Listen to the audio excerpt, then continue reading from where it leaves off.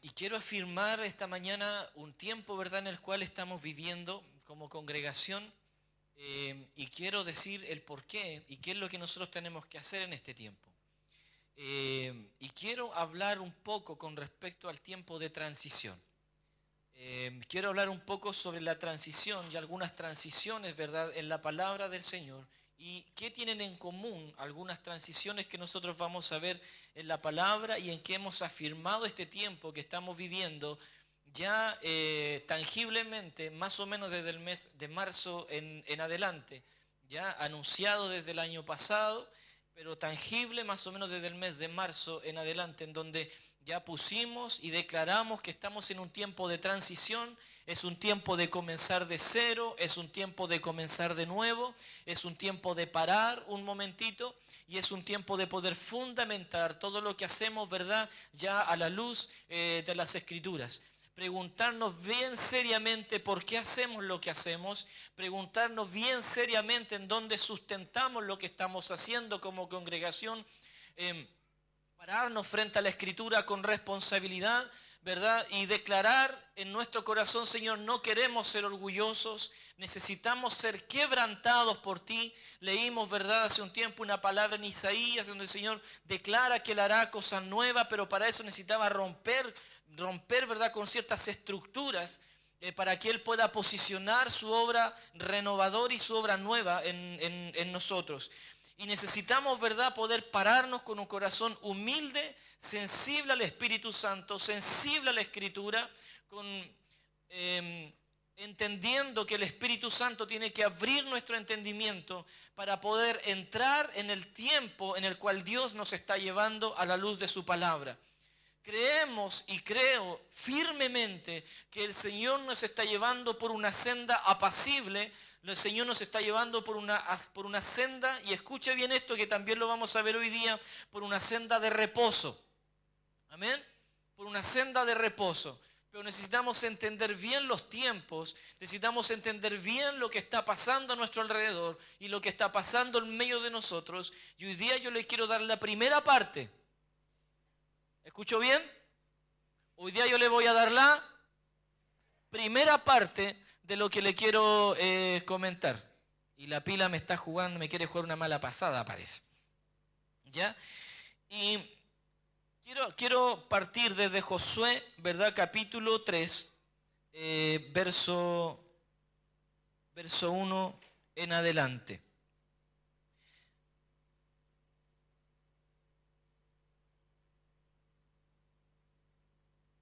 Donde están parados allí el pueblo de Israel es un tiempo crítico, es un tiempo de novedad y es un tiempo decisivo. Ellos caminaban portando una promesa, ya ellos caminaban, ¿verdad?, desde los tiempos, ¿verdad?, de una promesa hacia los padres del pueblo de Israel, que ellos como pueblo portaban una promesa. Ellos no se paraban, ¿verdad?, a decir: vamos a tener una tierra linda, una tierra buena, una tierra en donde fluya leche y miel, porque se le ocurrió, hubo un consenso, ¿verdad?, un día, y votaron y dijeron: ¿cuál va a ser nuestra visión como pueblo de Israel? Nuestra visión como pueblo de Israel va a ser, ¿verdad?, caminar hacia una tierra en donde fluya leche y miel. ¿Estamos todos de acuerdo? Sí, estamos todos de acuerdo. Votamos, ese es el consenso y listo, nos ponemos de acuerdo como pueblo para poder caminar sobre esa promesa y sobre esa visión. No fue así. Ellos portaban una promesa, ellos tenían una visión, ellos lo que portaban no era un consenso del pueblo, lo que portaban ellos era una palabra de Dios. ¿Ok? Ellos portaban una palabra de Dios. Y si hay algo que la iglesia hoy día necesita volver, no es ser portador de un diseño ajeno, no es ser portador de un consenso en medio del pueblo de Dios. Lo que nosotros necesitamos es pararnos, mirar las Escrituras, mirar hacia adelante, seguir caminando y decir: nosotros vamos a caminar no portando una tradición, sino que nosotros vamos a caminar hacia adelante como un pueblo que porta palabra de Dios. Es la palabra de Dios lo que sustentó al pueblo durante 40 años. Es la palabra de Dios lo que sustentó al pueblo, que hizo que ni siquiera las vestiduras del pueblo de Israel se envejecieran. No sé si usted recuerda eso, que ellos caminaron 40 años, ¿verdad?, por el desierto, y la palabra dice que ni aún las vestiduras se envejecieron. Les faltó pan, les faltó carne, les faltó agua, absolutamente no les faltó nada. No les faltó nada durante todo ese tiempo de caminar, durante todo ese tiempo de transición. ¿Ya? Ahora, aquí nosotros podemos ver aspectos milagrosos de cómo ellos caminaron. Imagínese Joaquín, que salga a caminar durante 40 años. Joaquín hoy día tiene 3. ¿Qué pasa naturalmente con Joaquín? Va a crecer, ¿verdad? ¿Sí? Va a crecer, ¿sí o no? Digo, Dios mío, ¿qué pasó con la ropa de los niños?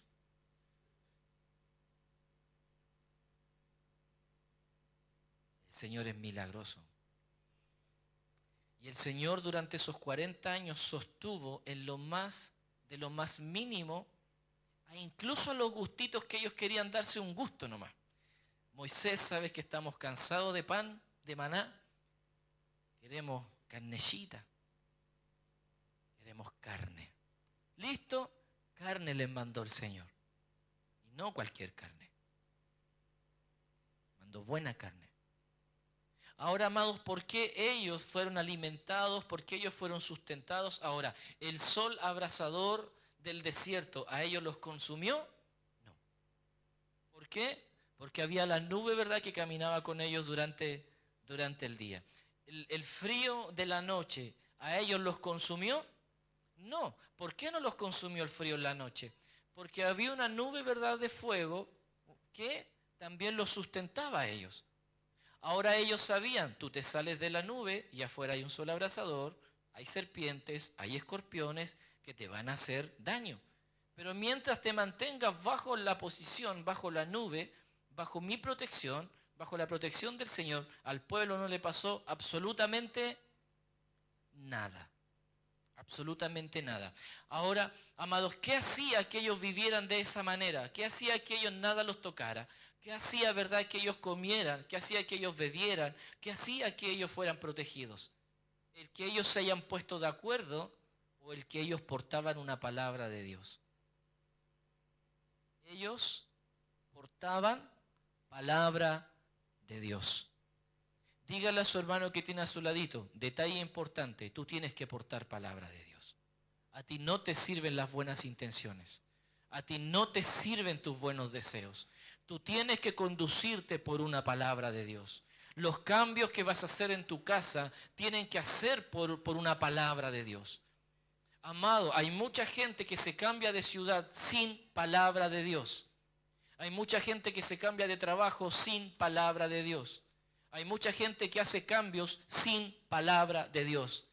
Y el pueblo de Dios, los hijos de Dios, todas las transiciones que el pueblo de Dios hace, las tiene que hacer no porque se le ocurrió, sino porque hay una palabra que dirija y que conduzca y que delimite la transición que el pueblo de Dios está haciendo. Amén. Tiene que haber una palabra. Tiene que haber una palabra. Entonces, amado, yo le invito a que usted no sea portador de una buena intención. Yo le invito a que usted no sea portador de algo bueno que a usted se le ocurrió. ¿Qué es lo que a usted le va a hacer prosperar en todos sus caminos? ¿Qué es lo que va a hacer que usted no tropiece cuando usted se mueva de aquí para allá? Es que usted porte una palabra de Dios. Y usted camine en la palabra de Dios y que usted no se salga de la palabra de Dios. Amén. Entonces aquí nosotros tenemos una transición y tenemos el fin de una transición. ¿Ya? Que ellos salieron de una tierra de esclavitud e iban y estaban al frente de la tierra en donde fluía leche y miel. Entonces, Josué capítulo 3 dice, Josué se levantó de mañana y él y todos los hijos de Israel partieron de Sittim y vinieron hasta el Jordán.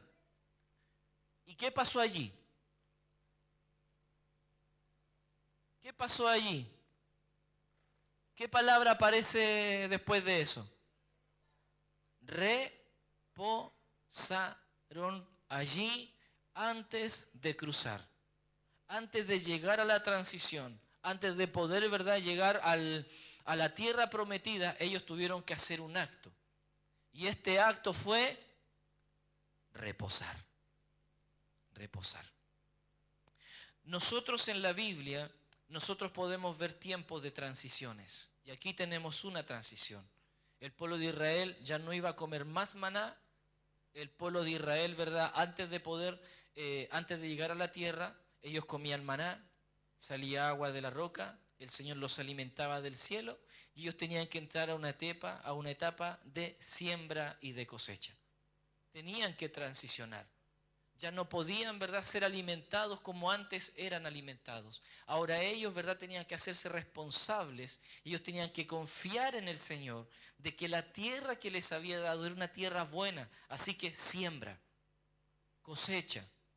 Tus animales van a prosperar, pero confía en el Señor. Él les dio la tierra y Él les iba a hacer prosperar. Entonces ahí vemos, ¿verdad?, una transición. ¿Ya? Cuando nosotros, ¿verdad?, vemos el tema del Nuevo Testamento, vemos un tiempo de transición en donde el Señor cesa la palabra profética y por lo que se entiende y se sabe, hay más o menos entre 300 y 400 años en donde no hubo profecía entre el Antiguo y entre el Nuevo Testamento. Ahí donde aparece la época de los Macabeos, se levanta una rebelión antes de que Jesucristo, ¿verdad?, naciese. Digámoslo así, hay un clan, que es el clan de los Macabeos, que quiere tomar justicia, ¿verdad?, por sus propias manos, se levanta en contra de los imperios que están allí, y ahí no hay palabra, no hay profecía, hay simplemente el culto judío, y hay un tiempo, ¿verdad?, de receso.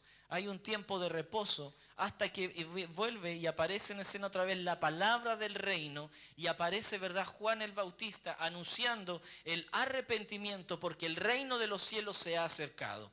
Era, ¿verdad?, un concepto nuevo para el pueblo de Israel, era un concepto no conocido, era un concepto que no estaba en la ley escrita, por lo tanto era un tiempo de transición.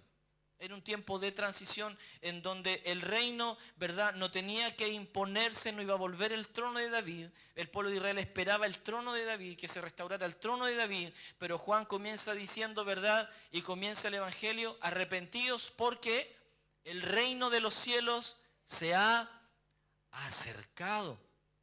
Entonces hay una transición allí del entendimiento, y cuando Jesús, ¿verdad?, comienza también él a predicar, después de que fue bautizado, ¿cuál fue la primera predicación de Jesús? Arrepentíos. ¿Por qué?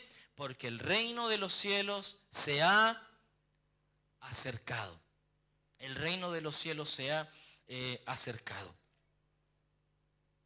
Vemos, ¿verdad?, también en el tiempo de transición de Jesús, en donde, recuerda usted, cuando él fue bautizado, él después fue llevado por el Espíritu ¿a dónde? Él fue llevado por el Espíritu al desierto. Estuvo 2 días, estuvo 3 días. ¿Cuántos días estuvo allí? Estuvo aproximadamente 40 días en el desierto, y después de eso fue tentado. Entonces Jesucristo, ¿verdad?, fue ungido, Jesucristo fue bautizado, hubo una voz del cielo, ¿verdad?, que habló sobre él, y él no fue de inmediatamente al otro día a hacer todo lo que él tenía que hacer, y no hizo toda la demanda del Padre que tenía que hacer, sino que él se tomó un tiempo de retiro, un tiempo de reposo, un tiempo de estar con el Padre, un tiempo de escuchar el corazón del Padre, un tiempo íntimo de él con su Padre. Y entonces él sale, ¿verdad?, de la casa de sus padres aquí en la tierra, se escucha la voz del cielo: este es mi hijo. Dios lo presenta como su propio hijo, y Jesucristo, ¿verdad?, comienza ya a obrar en su funcionalidad aquí en la tierra, ya no como el hijo de José.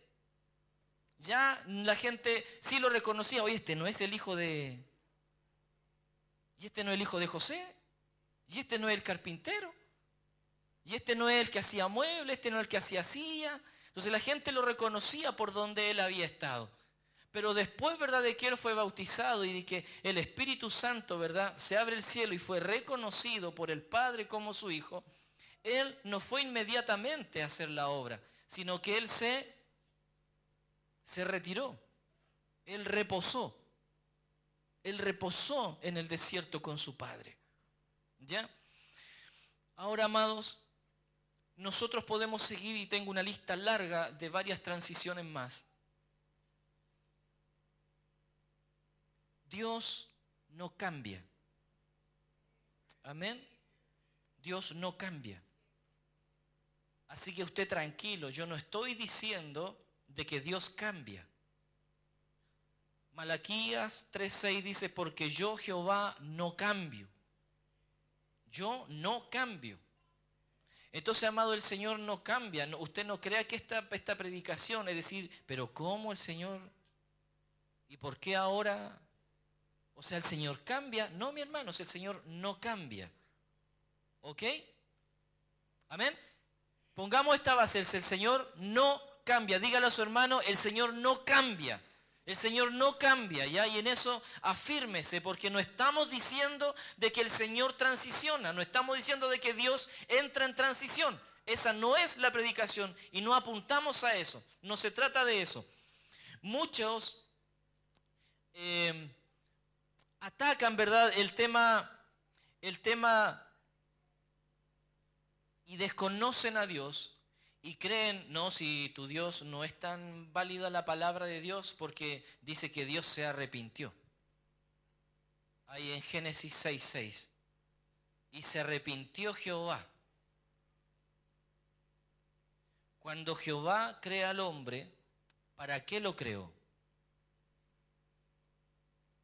¿Lo creó como un esclavo?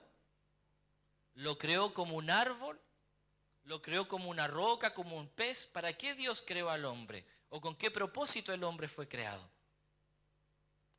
Para que tuviera comunión. ¿Ya? Para que tuviera comunión con el hombre. Cuando nosotros llegamos a Génesis 6:6, ¿qué pasaba con el hombre? ¿Qué pasaba con el corazón del hombre? ¿Qué pasaba con la maldad en el corazón del hombre? El hombre se había corrompido. El hombre ya no buscaba hacer el bien, sino que de continuo buscaba hacer el mal. El hombre y toda esa generación se había corrompido en contra de los designios del Señor. Pregunta, hasta ahí, hasta Génesis 6:6, ¿quién cambió? ¿Dios o el hombre?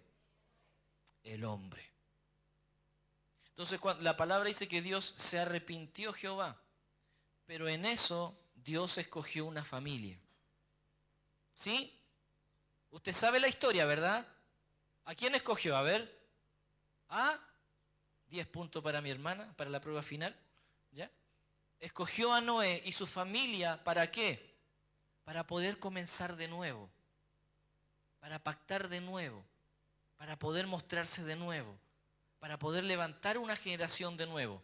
Entonces, amados, ¿Dios cambió? No, su propósito fue el mismo. Y en el corazón de Dios estaba el mismo propósito. ¿Y cuál era ese propósito? Tener comunión con el hombre. Buscar al hombre, ser amigo de él, ser su padre, sustentarlo, acercarse a él. Entonces mucha gente sustenta de no creer en Dios porque Dios cambia. No, amados, Dios no cambia. Porque el plan de Dios siguió siendo exactamente el mismo. Quiero recuperar la humanidad. Quiero recuperar al hombre. Y por eso voy a levantar a una familia, ¿verdad?, justa, que conozca, que oiga mi corazón, para yo poder otra vez mostrarme a través de ellos y poder volver a generar esa comunión con el hombre. Entonces, ¿Dios cambió? No. El plan de Dios sigue en pie. El plan de Dios sigue siendo el mismo que al principio. El que cambió hasta aquí no fue Dios. El que cambió, el que se corrompió, el que se alejó de la palabra de Dios, el que se alejó del designio de Dios, el que se alejó del propósito, no fue Dios, fue el hombre. Fue el hombre. Entonces, ¿quién necesita transicionar? No es Dios. El que necesita transicionar es el hombre. El que necesita pasar por una época de transición siempre es el hombre. Nunca es Dios. Nunca es Dios. Ahora, ¿por qué Dios permite la transición y por qué Dios lleva a transicionar? Porque es parte del plan de Dios. en el sentido de poder recuperar, alumbrar y mostrar, ¿verdad?, su verdad, clarificar, traer luz al hombre para que éste vuelva a Él. Vuelva a Él, pastor, porque hoy día la iglesia necesita transición. Recuerde, amados, que la iglesia o el modelo de iglesia, y aquí vamos a hacer un poco de historia, el modelo de iglesia, recuerde que hasta el año 1510 solamente había, ¿cuántas iglesias?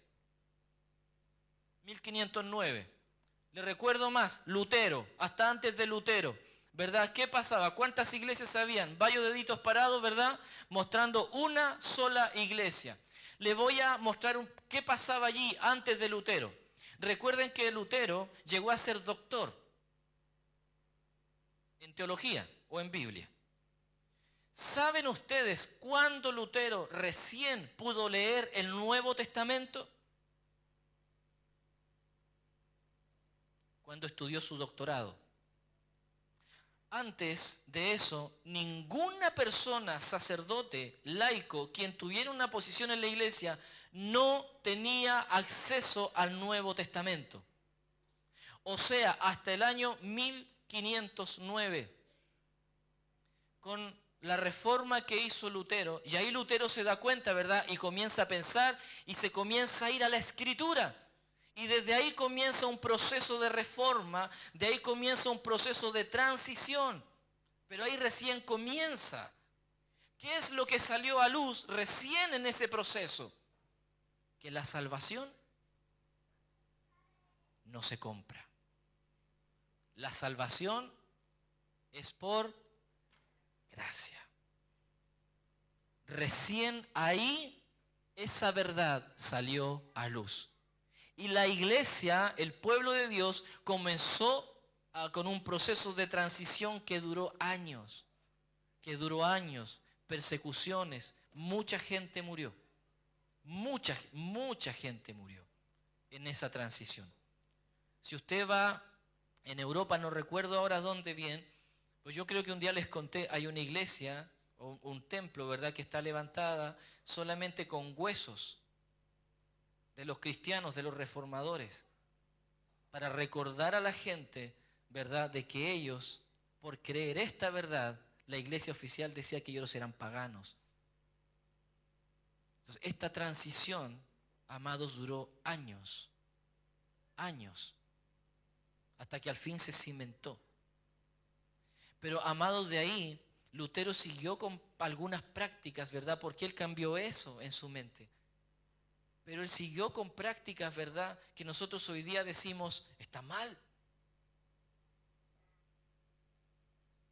Él siguió bautizando niños.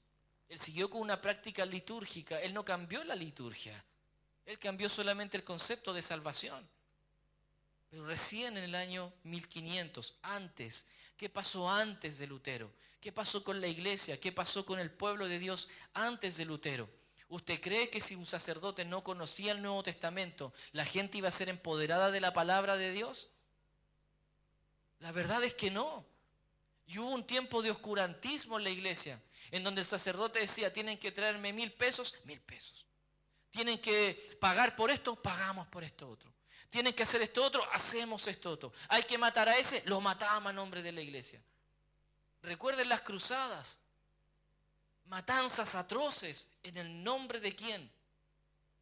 En el nombre de la iglesia. En el nombre de la cruz. Matanzas atroces. ¿Por qué pasó eso? Ay, que la gente era mala. No, la gente estaba esclava. ¿Por qué la gente estaba esclava? Porque no tenía acceso a la palabra de Dios. No tenía acceso a la palabra de Dios. Amados, y de ahí en adelante comienza un proceso de transición. Y de vez, verdad, en cuando Dios comienza a alumbrar la Escritura. Nosotros somos hijos, ¿verdad? O venimos, ¿verdad? O en parte de esa reforma. Y damos gracias a Dios por esa reforma. ¿Sí? Damos gracias a Dios. Pero ¿es todo? ¿Es suficiente? ¿O necesitamos ir aún más a la Escritura? Necesitamos ir aún más a la Escritura. Entonces nosotros estamos en este proceso de transición, en donde el Señor nos ha dicho, tiene que ser una transición. Y tenemos que hacer una transición. ¿Ya? ¿Una transición de qué? de lo institucional a ser una casa de Dios. Si usted me pregunta, pastor, ¿cuál es la mayor transición que nosotros tenemos que hacer como iglesia? Quiero dejarle esto. Nosotros no tenemos que honrar instituciones. Nosotros tendremos que honrar lo que Dios honra. Y punto. Dios no honra instituciones. Dios honra sus diseños. Y nosotros, ¿verdad?, durante siglos o durante años hemos honrado la institucionalidad. Hemos honrado, ¿verdad?, las tradiciones. Recuerde usted que Jesús ataca a los fariseos y ataca a los saduceos. Uno de ellos ponía la tradición, ¿verdad?, al mismo nivel que la Escritura. Entonces Jesús los confronta. No puede ser, no puede ser. Las tradiciones no tienen mayor piedad que la Escritura. La Escritura está por sobre la tradición. La Escritura está por sobre la institucionalidad. La Escritura está por sobre aquellos que hemos mantenido durante años y años. Y llegamos a un tiempo en que la Escritura nos está demandando. Llegamos a un tiempo en donde la Escritura nos está diciendo, hay más de Dios. Y si yo le pregunto, ¿cuántos quieren más de Dios? ¿Están seguros? Ustedes saben que cuando Dios coloca una promesa, cuando Dios da una palabra a un pueblo, esa promesa o esa palabra está sujeta a que el pueblo sea obediente. Entonces usted puede decir, Dios me prometió. Bueno, si Dios le prometió, manténgase fiel. Si Dios, verdad, le habló, manténgase fiel. No haga lo que usted quiera hacer, haga lo que Dios dice que tiene que hacer, para que se cumpla lo que Dios dijo de usted. Entonces yo de que llego aquí a la congregación, vengo escuchando hombres, mujeres, ¿verdad? Desde aquí el Señor nos ha prometido, el Señor nos ha hablado. Y he escuchado, ¿verdad?, que en varias oportunidades hemos estado como Josué delante del Jordán, como viendo la tierra prometida. Y como diciendo, estamos aquí y falta cruzar el río nomás, para, ¿verdad?, que se cumpla aquello que el Señor dijo de esta casa.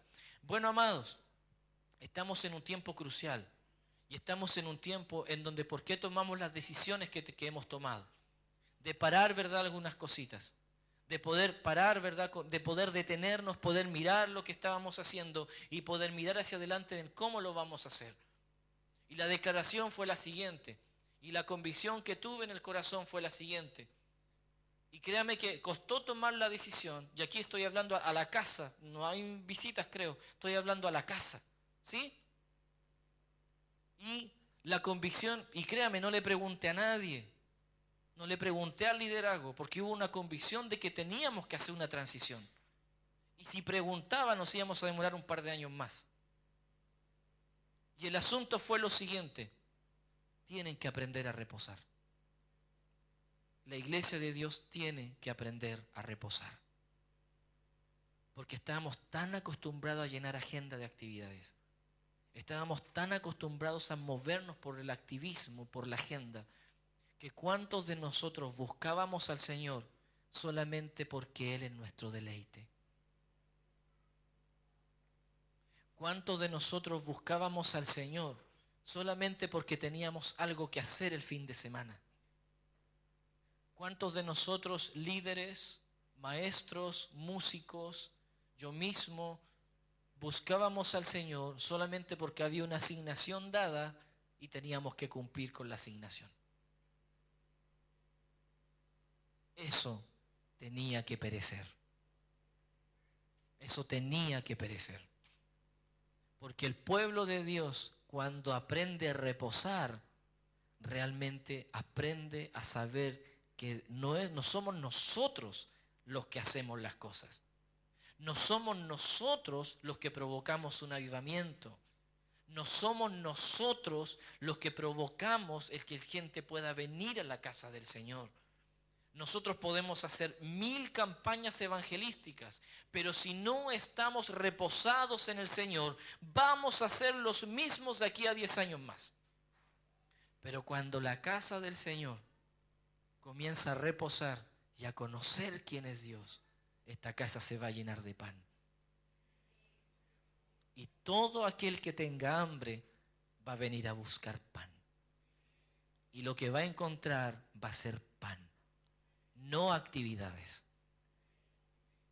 Amén. No actividades. Lo que sana a todo aquel que venga a la casa del Señor es el pan que está en la casa del Señor.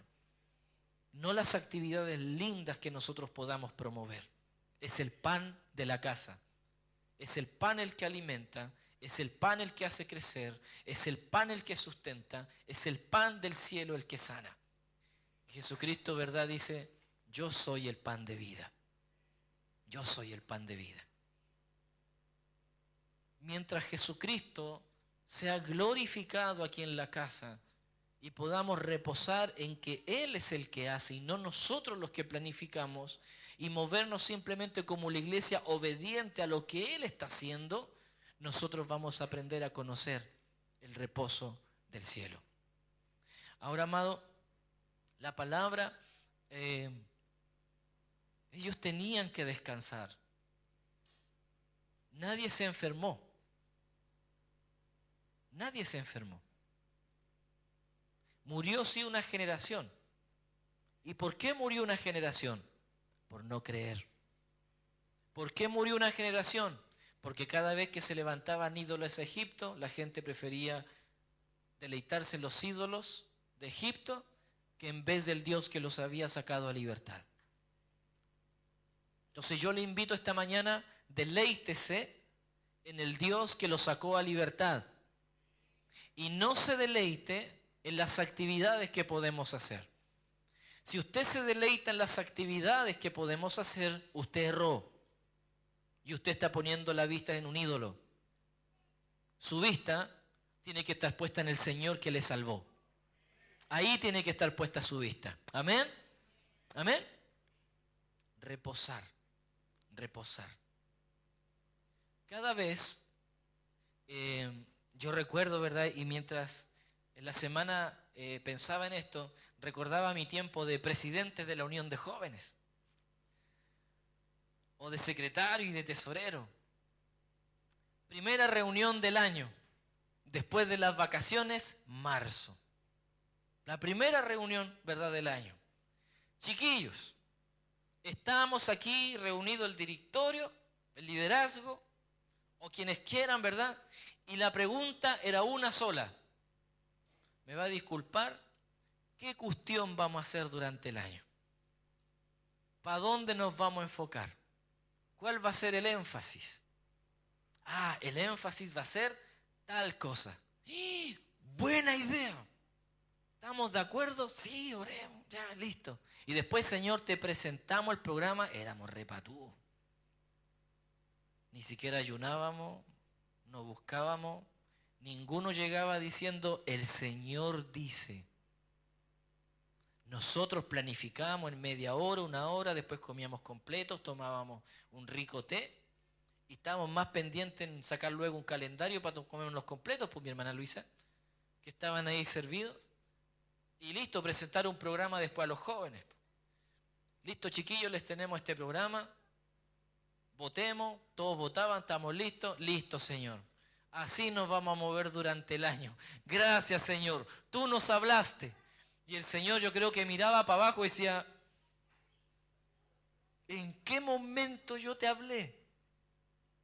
¿En qué momento me buscaste? ¿En qué momento intimaste conmigo? ¿En qué momento yo te dije? Y después cuando terminaba el año, nos mirábamos con el liderazgo y decíamos, hoy estáis cansaditos, reventados. ¿Y por qué estáis tan reventados? Es que todo lo que hicimos durante el año. Bueno, ¿acaso lo que el Señor hace no es llevar la carga? ¿Acaso el Señor no dice, echa sobre mí? Entonces, ¿por qué terminamos tan reventados? ¿Quién llevaba la carga? Nosotros. Porque era una planificación de nosotros. Era un diseño nuestro. Nunca aprendimos a reposar. Y nuestro gozo era hacer lo que creíamos que era justo y correcto. De repente salía uno, oye, celebremos los cumpleaños. Listo, celebremos los cumpleaños. Y listo. Pero ¿sabe todos los cagüines que había? Nunca hubo sanidad en ese diseño. Y voy a ser así de honesto. Nunca hubo sanidad en ese diseño. Porque lo que sana es la dirección de Dios. Lo que sana es el pan del cielo. Si nosotros seguimos, ¿verdad?, con actividad que nos parecen bien, mi hermano, las actividades pueden salir lindas, se nos va a llenar la casa. Pero ¿está sano? ¿Estamos restaurados? ¿Estamos alimentados? ¿Estamos fortalecidos en el Señor? ¿Cómo está la comunión de la casa? ¿Sabe lo que nos hemos dado cuenta? Que en este tiempo de reposo la comunión ha crecido.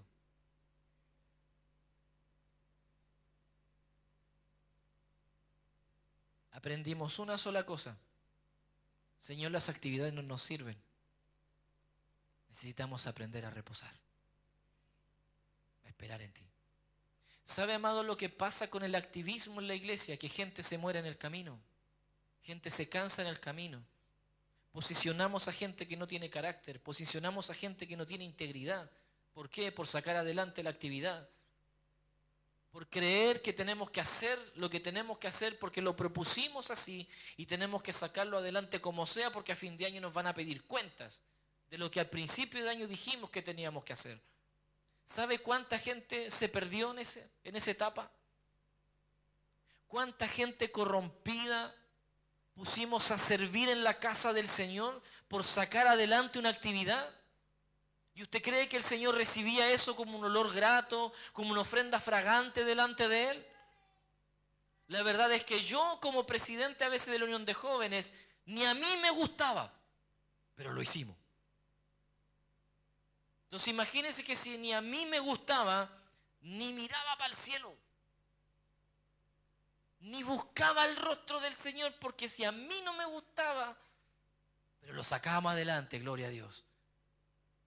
Amados, cuando usted, ponerle solamente un ejemplo, ahí en Segunda de Crónicas, de la victoria del rey Josafat sobre Moab y sobre Amón, hay una lección que nosotros tenemos que sacar con respecto al aprender a reposar, aprender a esperar en el Señor. El pueblo, ¿verdad?, estaba siendo sitiado y venían dos pueblos, ¿verdad?, en contra, los querían matar, los querían eliminar. ¿Qué hizo el rey? Reúne al ejército. ¿Qué hizo el rey Josafat? Chiquillos, estamos siendo atacados, vamos a entrar en guerra, vengan los generales, vengan los capitanes, vengan, ¿verdad?, todos los que portan armas, afilen las armas, ¿verdad?, busquen todo y prepárense para la guerra. ¿Eso hizo Josafat? No. Lo primero que hizo Josafat fue humillarse delante del Señor. Lo primero que hizo el rey fue postrarse delante del Señor y, ojo, esperar en Él. Esperar que Él le hablara. La respuesta de Dios fue espectacular. Y creo que es así en donde nosotros tenemos que aprender a librar las batallas. Es así en donde nosotros tenemos que aprender a sacar adelante aquello que Dios dice que tenemos que sacar adelante. Jehová habló y después el rey Josafat lo transmite al pueblo. No habrá para qué peleéis. Segunda de Crónicas 20:17. No habrá para qué peleéis vosotros en este caso.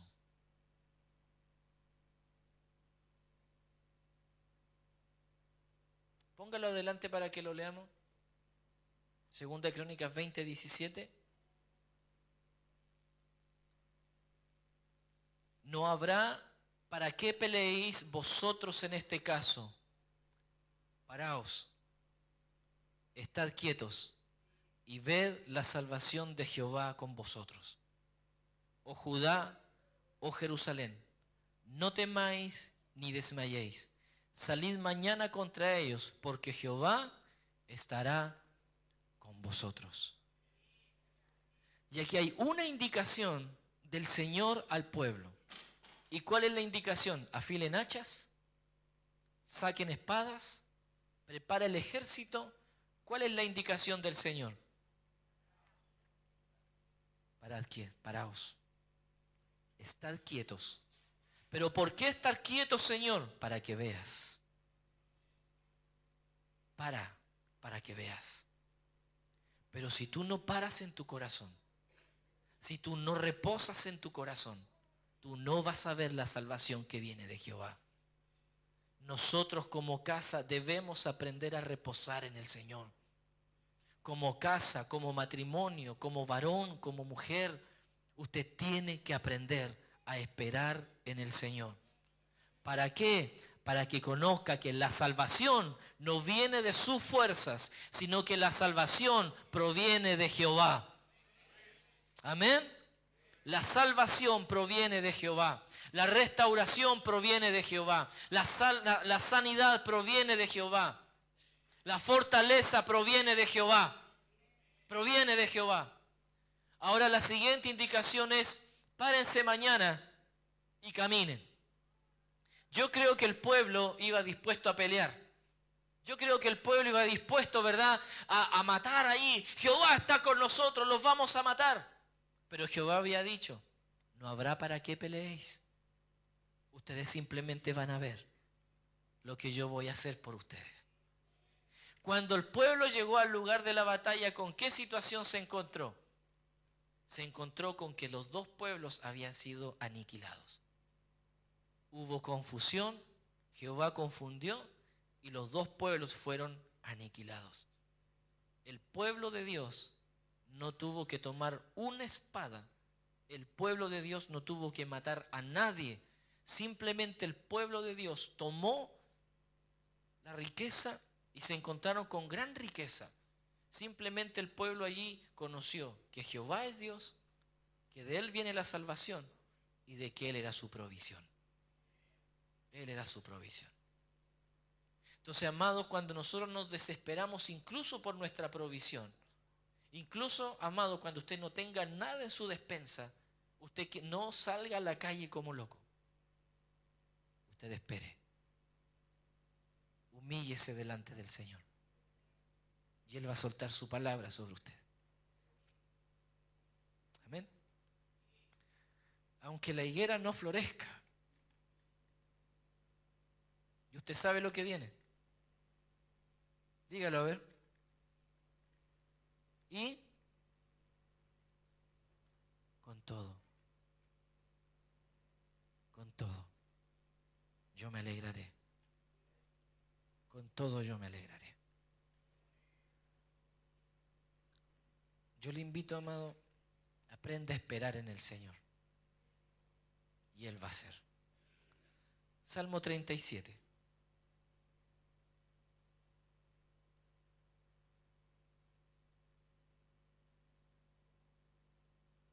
No te impacientes a causa de los malignos, ni tengas envidia de los que hacen iniquidad, porque como hierba serán pronto cortados y como la hierba verde se secarán.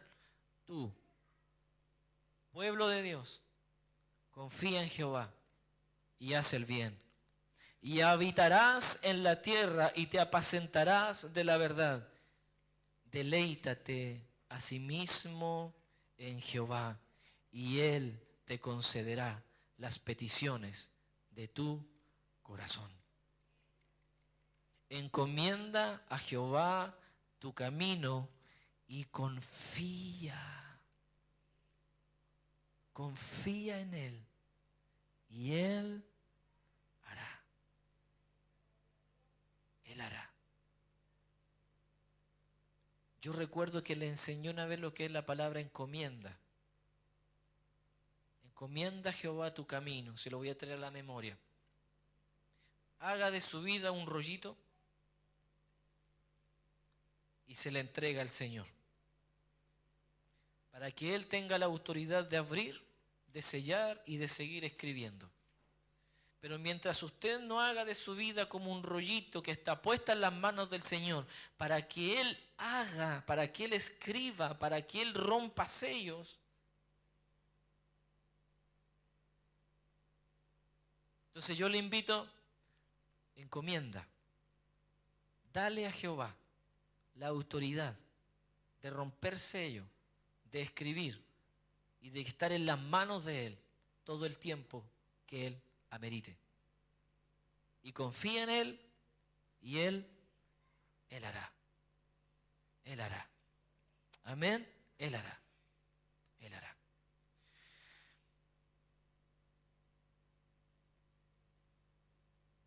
En este tiempo de transición, que me detuve ahí harto rato en el reposo,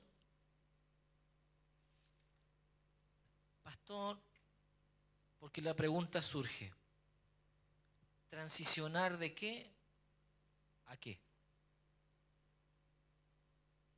Y la pregunta es válida. ¿Transicionar de qué a qué? Pero en este tiempo, usted tiene que aprender a qué? A reposar. Y como cuerpo, de verdad, tenemos que aprender a reposar y a esperar en Él. Permítanme mi humilde percepción y la impresión de la casa en este tiempo. Usted me ha escuchado harto hablar que cuando hablo iglesia, me refiero a la iglesia como casa. Como casa. ¿Ya? Vamos por favor a Isaías 56, 7.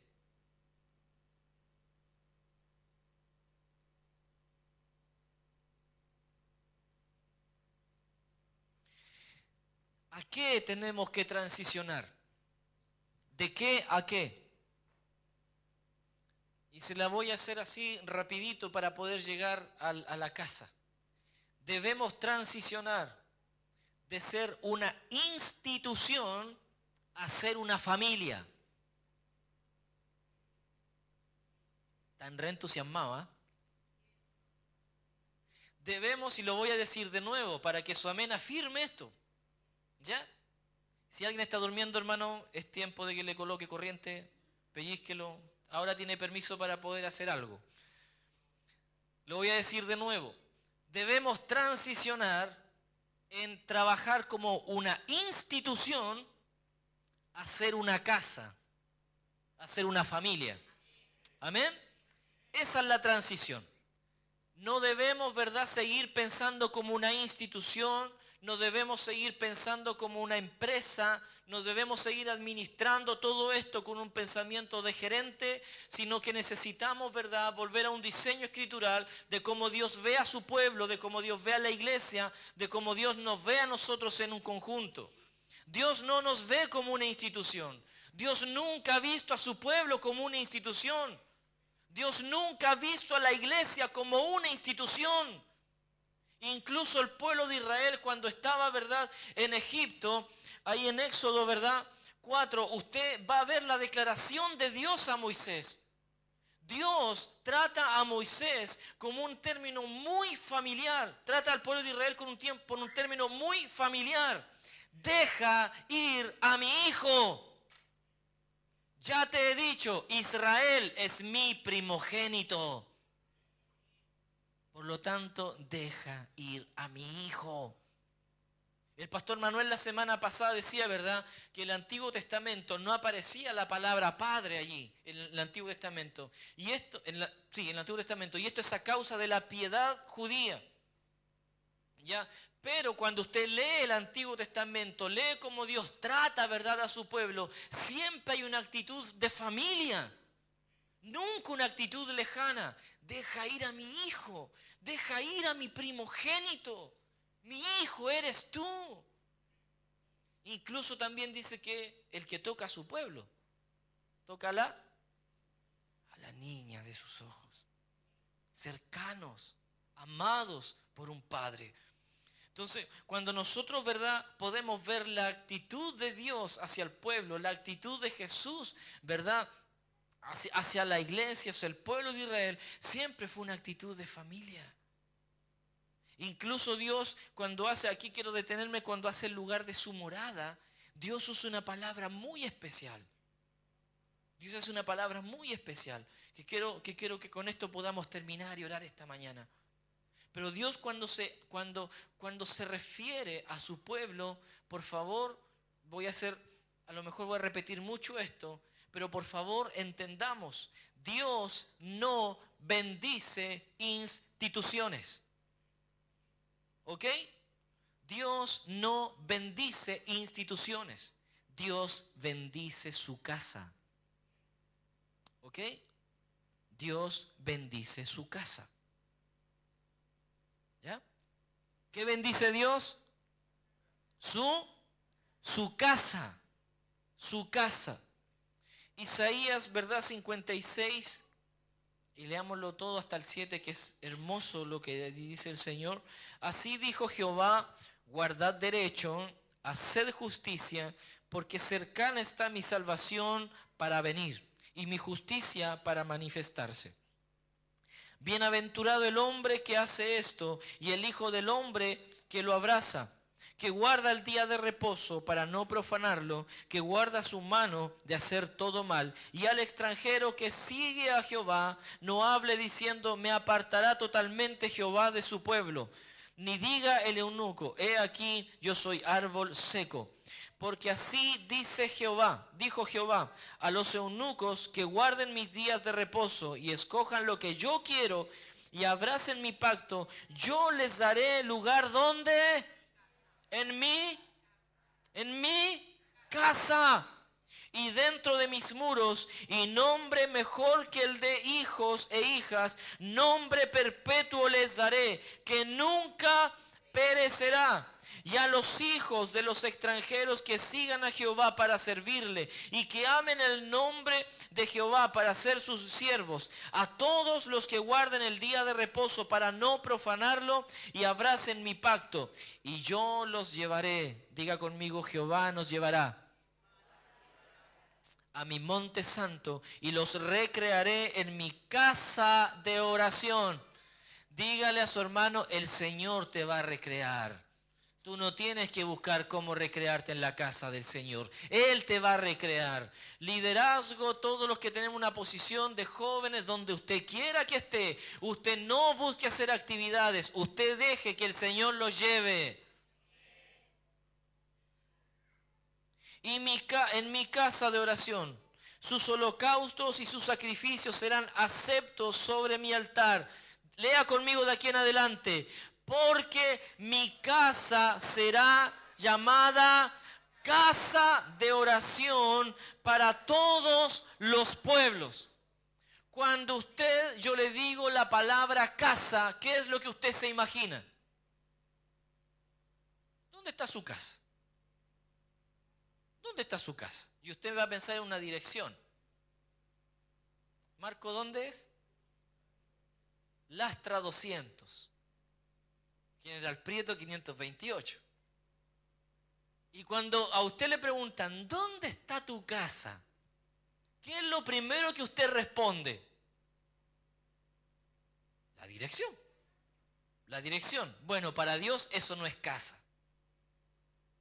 Para Dios eso no es casa. Eso es una construcción, pero para el Señor eso no es casa.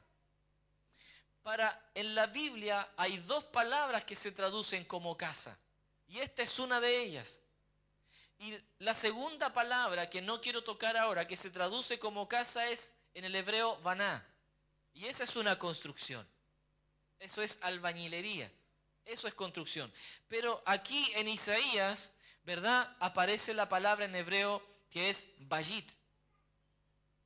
¿Qué significa eso? Familia. Porque mi familia será llamada familia de oración para todos los pueblos. Amén. Mire a los hermanos que tiene aquí a su lado, ahí está su casa. Mira a los hermanos que tiene aquí hoy día. Bíblicamente y en el corazón del Señor, esta es la casa. La casa es usted. La casa soy yo. La casa es la comunión de los hijos. Esa es la casa de Dios. Esa es la casa de Dios. Entonces nosotros, ¿verdad?, cuando hablamos de lo que Dios quiere instituir o de lo que Dios quiere construir, lamentablemente pensamos en un templo bajo una cobertura de alguna denominación y que le dé forma a algo, no sé, el culto de tal o cual manera, las alabanzas de tal o cual manera, pero lo que hace que seamos casa no es un ritual. Y lamentablemente hemos hecho de la iglesia un lugar en donde se hacen rituales. Y eso no agrada a nada al Señor. Porque lo que agrada al Señor es que su casa sea familia y podamos tener comunión los unos con los otros. Amados, ¿cuál es la transición de este tiempo? Salir del institucionalismo y poder levantarnos como una casa, en donde los hermanos se amen, en donde haya pan, haya restauración y haya sanidad. Y lo que dice, mi casa, mi familia, será llamada casa de oración para ¿quiénes? Para nosotros nomás. Nones. Pastor, ore por mí, ore por mí, ore por mí. Mi casa, dice el Señor, mi familia será conocida como familia de oración para todo el pueblo, para todas las naciones. Entonces, nacimiento, ¿qué tiene que conocer de nosotros? El letrero que está allá afuera. Nacimiento tiene que conocer de nosotros lo siguiente. Una, ahí hay una familia.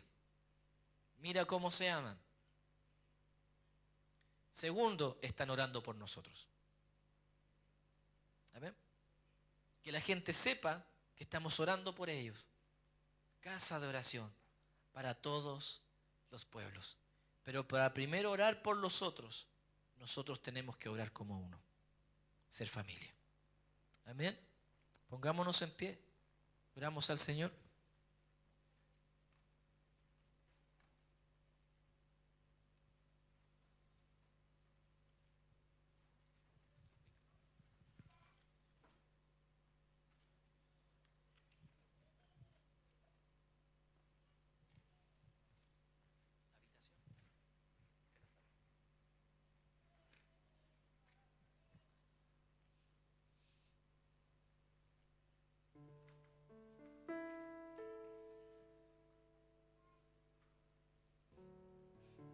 Y aquí es donde nosotros necesitamos, amado mío, la luz de la palabra, entrar no en un acuerdo, sino que en una declaración sincera y real. ¿Cómo nosotros nos hemos comportado en nuestro pensamiento con respecto a qué es lo que es la iglesia? De cómo gobernar, de cómo asistir, del por qué voy. Me deleito cuando veo a mi hermano en la calle o le hago el quites. Viene Juanín y es de la U. O viene tal persona, que no me vea. Hazme invisible, Señor. La unción del avestruz. O nos deleitamos cuando nos podemos encontrar en la calle. Porque sabe que el hecho de ser familia hace de que usted se alegre en la comunión de los hijos de Dios.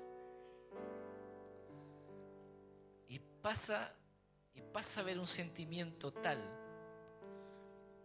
pero un sentimiento que no brota desde el alma, sino que brota, ¿verdad?, desde la verdad que Dios nos revela desde su espíritu de quién es la persona que yo tengo a mi lado. Es mi hermano.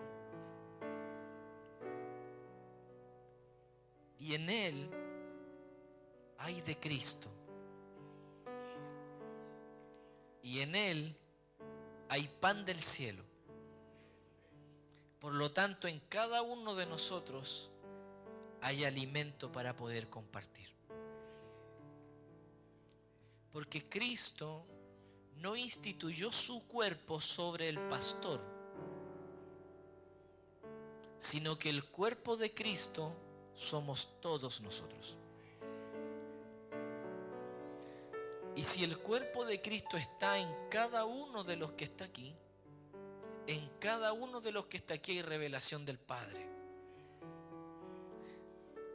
Y con esto termino. La revelación del Padre es la que sana a los hijos. Entonces vea la importancia del poder amarnos, del poder tener comunión, del respetarnos, de honrarnos, de abrazarnos, del poder saber que el hermano que tiene a mi lado tiene de Dios para sanarme y porta pan del cielo para poder alimentarme. Y comenzar a ver lo que nosotros somos y queremos construir como una casa de Dios, una familia de Dios. Entonces yo le voy a dar unos minutos para que usted mire a su hermano y a varios hermanos. Usted los abrace y en un abrazo en que usted pueda declararle a su hermano de que es su familia y de que juntos somos casa de Dios, familia de Dios. Y yo creo lo que dijo el pastor Manuel el domingo pasado. Usted no sabe lo que puede producir un abrazo cuando se hace con el corazón, la instrucción y el espíritu correcto. Así que yo le voy a dar un momento y después vamos a orar todos juntos.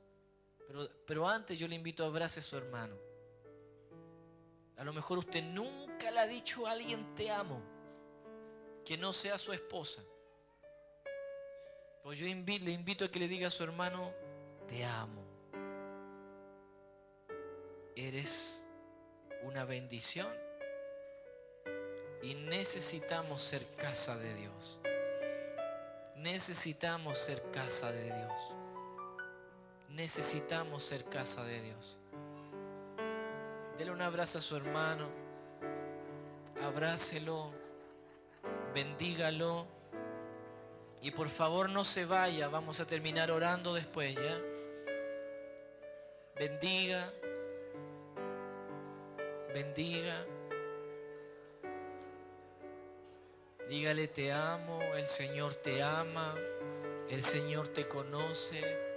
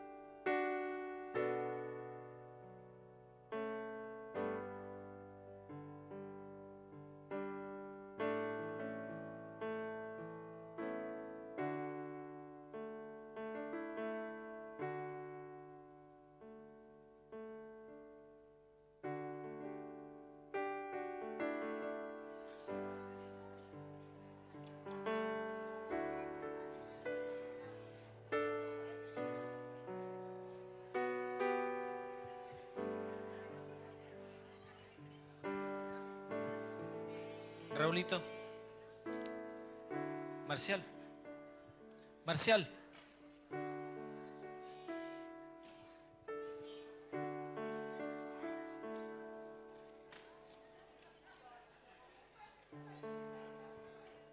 Sí. Habitación. Habitación.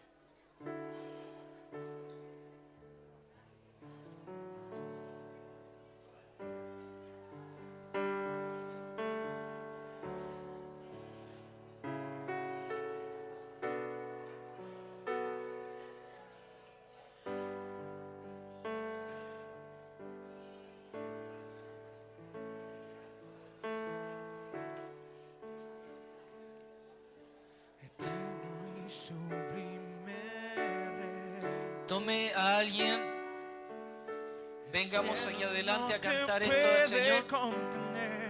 O simplemente ahí donde está, que desaparezca el pasillo, tome la mano de su hermano. Vamos a adorar así al Señor. La tierra es el estrado de tus pies, eterno y sublime Rey.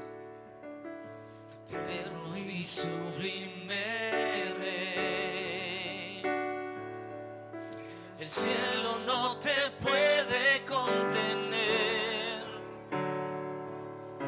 Habitas en lo alto, Dios.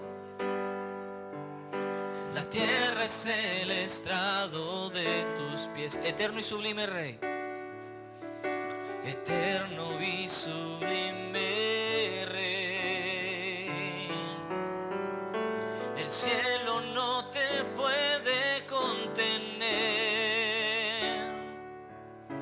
Habitas en lo alto, Dios. La tierra es el estrado de tus pies. ¿Y cómo construir una habitación, un mejor lugar en donde puedas descansar? ¿Y cómo construir una habitación que sea un santuario creador? Soberano creador, en luz inalcanzable tú estás. Formaste todo con tu voz. El universo en tus manos está. ¿Y cómo construir una habitación, un mejor lugar en donde puedas descansar? ¿Y cómo construir una habitación que sea un santuario para ti? ¿Y cómo construir una habitación en piedras vivas?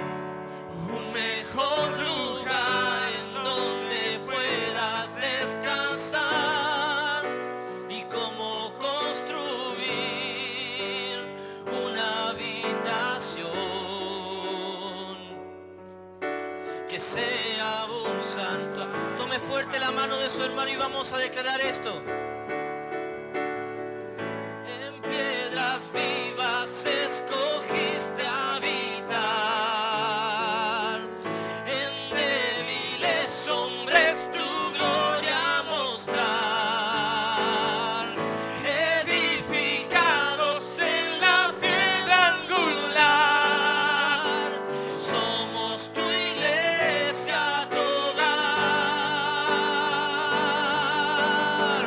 En piedras vivas escogiste habitar,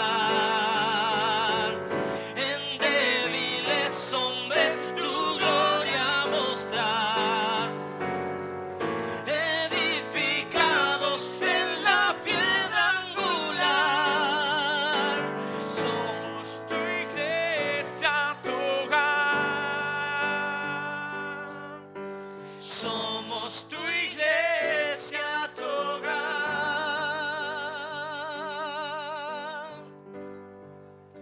Vamos a construir una habitación, un mejor lugar en donde puedas descansar. Vamos a construir una habitación. Seremos un santuario para ti. Te alabamos, Señor. Te exaltamos, Dios de los cielos. Tú que habitas en la altura y la santidad. y con el quebrantado y humilde de espíritu.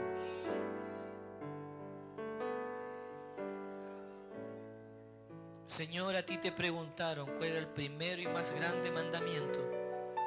Y tú dijiste, ama al Señor, tu Dios, con todo tu corazón, con toda tu mente y con todo tu ser.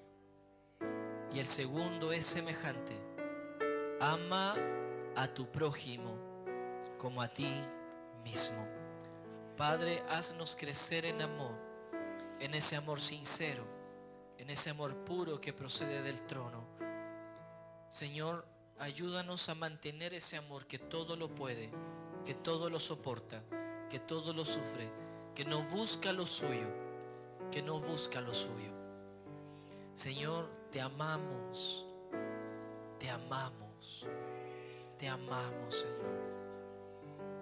Permítenos ser esa casa, permítenos ser esa habitación en donde tú nos recrees y en donde tú nos lleves a tu monte santo. Permítenos ser esa casa en donde sea una casa de oración para todas las naciones y para todos los pueblos. En el nombre de Jesús, amamos tu familia, amamos la familia de Dios. Amén y amén.